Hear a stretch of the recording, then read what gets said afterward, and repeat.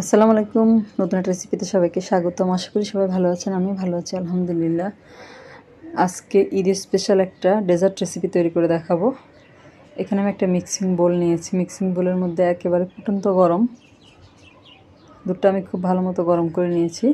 গরুর দুধ, এখানে 2 কাপ পরিমাণ গরুর দুধ আমি এই বোলের মধ্যে নিয়ে নিয়েছি। একেবারে ফুটন্ত গরম কিন্তু দুধটা। একটা ঢাকনা দিয়ে দুধটাকে আমি ঢেকে রাখবো। আর চুলা একটা প্যান বসিয়ে দিয়েছি। প্যানের মধ্যে আমি এখানে 1/3 কাপ পরিমাণ চিনি, এটা আমার ব্রাউন কালার চিনিটা দিয়ে কোনো পানি টানি দেওয়ার দরকার নেই। এখানে চুলাটা ধরিয়ে দিয়েছি।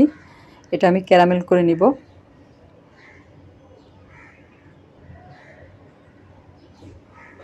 যারা আমার ভিডিওটা দেখতে শুরু করেছেন এখন একটা লাইক দিতে ভুলে গেছেন, তারা একটা লাইক দিয়ে পুরো ভিডিওটা জুড়ে আমার সাথে থাকবেন।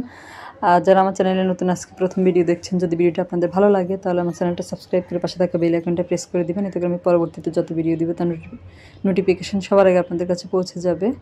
আর যারা ফেসবুক থেকে দেখছেন, নতুন নতুন রেসিপি পাওয়ার জন্য আমার পেজে ফলো দিয়ে রাখবেন। আর যারা অলরেডি আমার চ্যানেলটাকে সাবস্ক্রাইব করে আর ফেসবুক থেকে যারা পেজে ফলো দিয়ে আমার পাশে আছেন তাদেরকে জানাই অসংখ্য অসংখ্য ধন্যবাদ। এই যে চিনিটা আমি ক্যারামেল করে নিয়েছি। ক্যারামেলের যে কালারটা আমি চাচ্ছি ওই কালারটা হওয়া পর্যন্ত আমি অপেক্ষা করেছি। কালারটা হয়ে গেলে আমি সেই গরম যে দুধটা আমি বোলের মধ্যে রেখেছিলাম ওটা থেকে একটু দিয়ে দিয়েছি। একটু দিয়ে নেড়ে চেড়ে মিশিয়ে নিব ক্যারামেলের সাথে। আর এই অবস্থায় ক্যারামেলটা কিন্তু একটু দলা পাকিয়ে যাবে। একটু পরে আবার যখন চুলার জালটা আমি বাড়িয়ে দিব তখন কিন্তু এটা আবার ঠিক হয়ে যাবে, অর্থাৎ গলে যাবে। এতে ভয় পাওয়ার কিছু নেই। আর পুরো দুধটা আমি এই ক্যারামেলের মধ্যে দিয়ে দিব।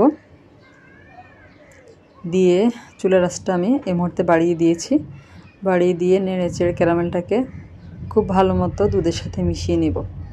2টা বলক আসা পর্যন্ত আমি অপেক্ষা করব। দুধটা যেহেতু আমার আগে থেকে জাল করা, আর আগে থেকে জাল করে এটা ঘন দুধ, আর অবশ্যই ঘন দুধটা নিলে কিন্তু এই ডেজার্টটা খেতে খুব বেশি ভালো লাগবে।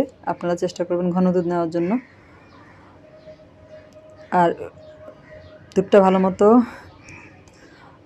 ক্যারামেলের সাথে মিশে গেলে আমি চুলাটা বন্ধ করে দুধটা আমি খুব ভালো মতো ঠান্ডা করে নিব।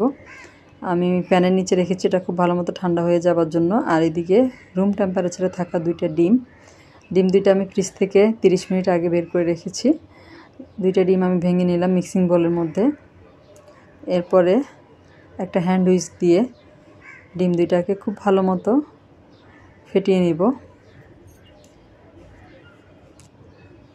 খুব ভালো মতো ফেটানো হয়ে গেলে এখানে আমার যেই দুধটা আমি ক্যারামেলের সাথে মিশিয়ে নিয়েছি এটা কিন্তু আমার খুব ভালো মতো ঠান্ডা হয়ে গেছে। অবশ্যই ঠান্ডা দুধটা এটার সাথে মিশাতে হবে। গরম অবস্থা কোনো অবস্থাতেই গরম দুধ কিন্তু মিশানো যাবে না ডিমের সাথে। অল্প একটু দুধ দিয়ে আমি খুব ভালো মতো প্রথমে ডিমের সাথে মিশিয়ে নিব। এরপরে আবার দিয়ে দিলাম পুরোটাই। দিয়ে এবার পুরোটাই ভালো মতো মিশিয়ে নিব ডিমের সাথে। এই কাজটা একটু সময় নিয়ে করতে হবে, অর্থাৎ 2 থেকে 3 মিনিটের মতো খুব ভালো মতো মিশিয়ে নিতে হবে। মেশানো হয়ে গিয়েছে আমার। এই পর্যায়ে আমি এরকম 4টা কাপ নিয়েছি। কাপের মধ্যে আমি এই ডেজার্টটা সেট করব। এই যে কাপের মধ্যে নিয়ে নিচ্ছি। এখানে কাপের মধ্যে কিন্তু কোনো তেল ব্রাশ করতে হবে না বা কোনো ঘিও ব্রাশ করতে হবে না, অর্থাৎ কাপটা শুধু ধুয়ে নিলেই হবে। 4টা কাপের মধ্যে আমি নিয়ে নিয়েছি। আর একটা প্যানের মধ্যে আমি একটা ছোট টাওয়াল বিছিয়ে দিয়েছি। কাপগুলো আমি একটু সোজা করে বিছিয়ে দিয়েছি।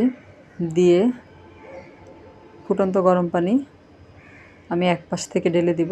এটা অবশ্যই সাবধানতার সাথে করতে হবে যাতে করে কাপের মধ্যে না পড়ে। আপনারা চাইলে এখানে কাপের মধ্যে ফয়েল পেপার দিয়েও মুড়িয়ে নিতে পারেন। আমার বাসায় ফয়েল পেপার ছিল না। গরম পানি দেওয়া হয়ে গেলে এরকম একটা ঢাকনা দিয়ে আমি কাপের উপর দিয়ে এর উপরে প্যানের ঢাকনাটা দিয়ে দিলাম। দিয়ে চুলাটা আমি ধরিয়ে দিয়েছি। আর এটা আমি 15 থেকে 20 মিনিট ভাপে দিয়ে নিব, অর্থাৎ ভাপ দিয়ে নিব আর কি। ভাপ দিয়ে এটা আমি বের করে একটু ঠান্ডা করে ফ্রিজে রেখেছি 3 ঘন্টা। 3 ঘন্টা পরে আমি আপনাদেরকে দেখাচ্ছি। এটা সুন্দর সেট হয়ে গিয়েছে। একটা আমার বাচ্চা খেয়ে ফেলেছে, এই জন্য ওটা আপনাদের সাথে শেয়ার করতে পারিনি। এটা কিন্তু একটু পড়ে যাচ্ছে না, আপনাদেরকে আমি দেখিয়ে দিলাম। খুবই মজার একটা ডেজার্ট, আসছে ঈদে আপনারা এইভাবে তৈরি করে নিতে পারেন, যে খাবে সেই আপনার ফ্যান হয়ে যাবে। এত সুন্দর একটা রেসিপিটা আপনাদের কাছে কেমন লাগলো কমেন্ট করে জানাবেন। লাইক কমেন্ট শেয়ার সাবস্ক্রাইব করে আমার পাশে থাকবেন। এই যে খুবই মজার, আর দেখতে যেমন সুন্দর হয়েছে এটা কিন্তু খেতে অনেক মজা হয়েছে। আজ এ পর্যন্তই, আল্লাহ হাফেজ।